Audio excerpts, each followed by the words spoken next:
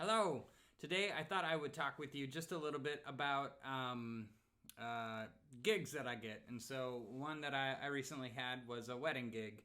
And I have a love-hate relationship with wedding gigs. I think they're great because they are a one-off type gig where you just have to show up once, basically, right? And do the gig, and then you're done for the day, right? But there's a lot of consequences that go along with this type of gig. So one of those is just that you're dealing with people who are making thousands of choices. It feels like. In their wedding process, and so you're trying to make sure that you're doing something special for them while not inundating them with more and more questions. And so obviously the biggest questions are, what music would you like us to play? Right? And so you try to lead them down a path of like, these are great songs to pick from, and then from there, is there anything that you would actually like on top of that? And so, that's usually a really great way to kind of go about it, because a lot of times people have no clue what they want for their weddings. So, this most recent wedding gig came with a couple of interesting situations with it, which seems to always happen with weddings. Again, you're dealing with a lot of moving parts on these, and you try and ask the most basic questions to make sure that their most basic needs are met. And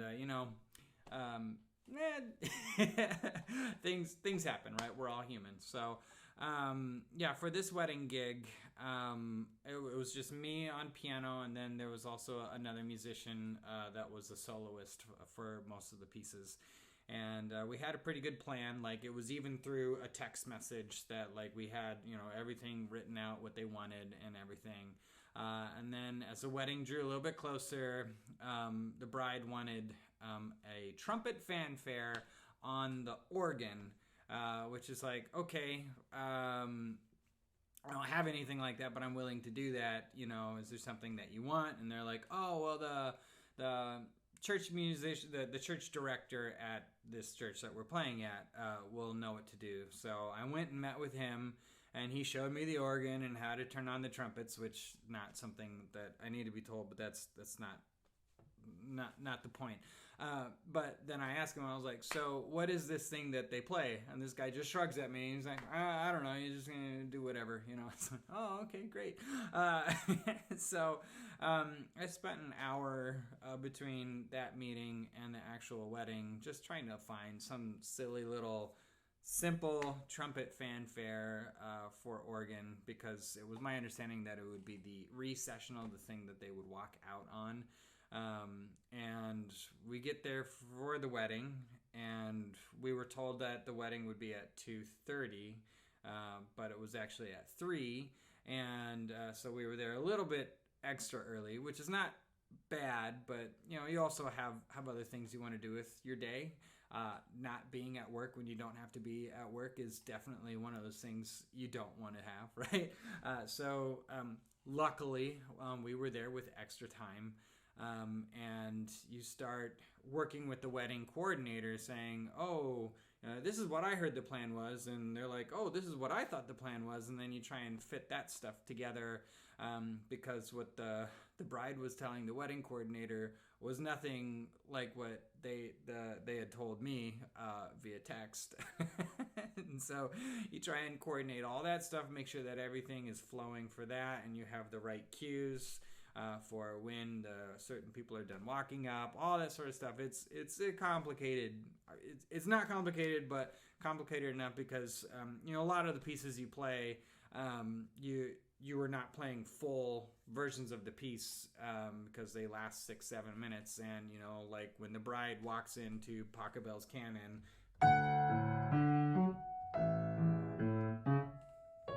Right, the D minor, yeah. Sorry. When the bride walks into that, that's at least a 6 or 7 minute piece, and you play like 30 seconds of it, right? So you need to know like when that that piece is starting, and then need to know how to get out of it. And usually there's the wedding coordinator in the back that kind of waves their hands, and so you have to pay attention to that, the soloist, the people walking up, and then also the wedding coordinator, who could be anywhere in the house. And yeah, and so we start getting into it, and the wedding coordinator's like, oh, so this trumpet fanfare, how are you going to do that? And I'm like, oh, I'll find a way to get yeah, all right. The piano was on this side of the sanctuary, I'll call it the stage. I can't think of the better word right now. So it was on the left side, and then the organ was on the right side, and I thought, at some point during the wedding, I could find a way to get to the other side without, causing a big scene. But it turned out that, after the bridal party walked in, I would have to then walk from the organ, from the piano to the organ to just play like a...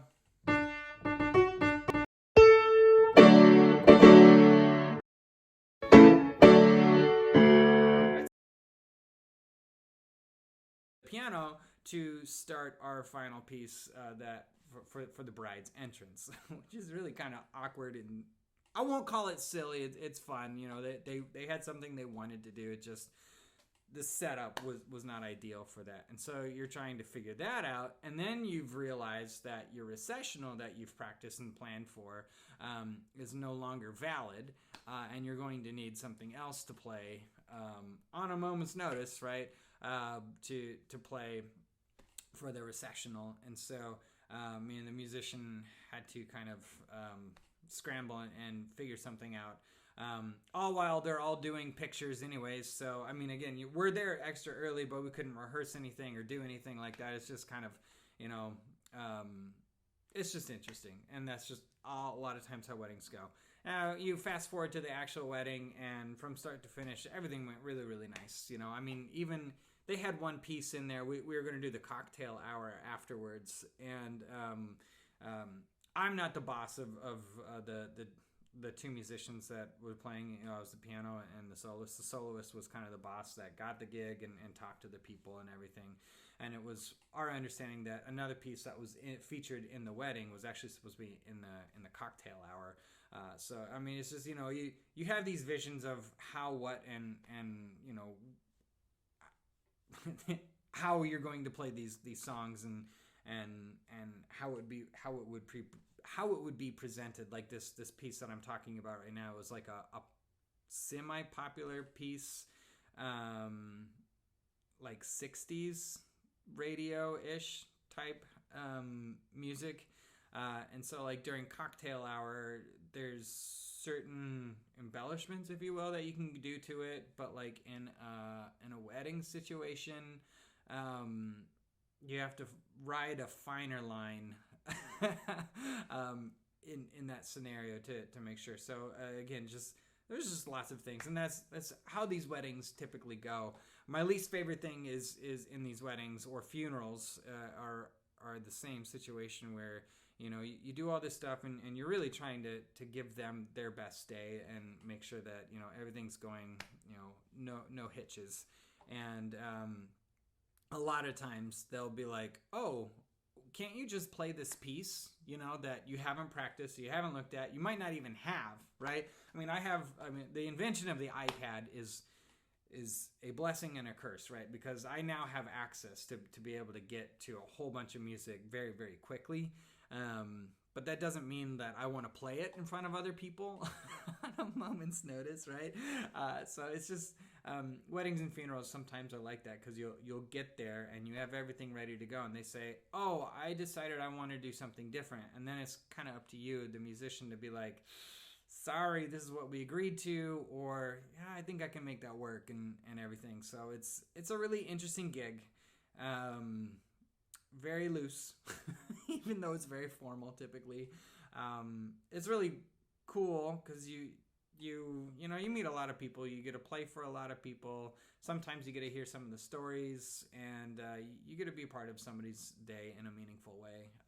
I like doing them. But you know, them being on like a Saturday, and you know that gets in the way of your own weekend with your own family and other sort of stuff. It, like I said, it's got pros and cons. But yeah, those are wedding gigs.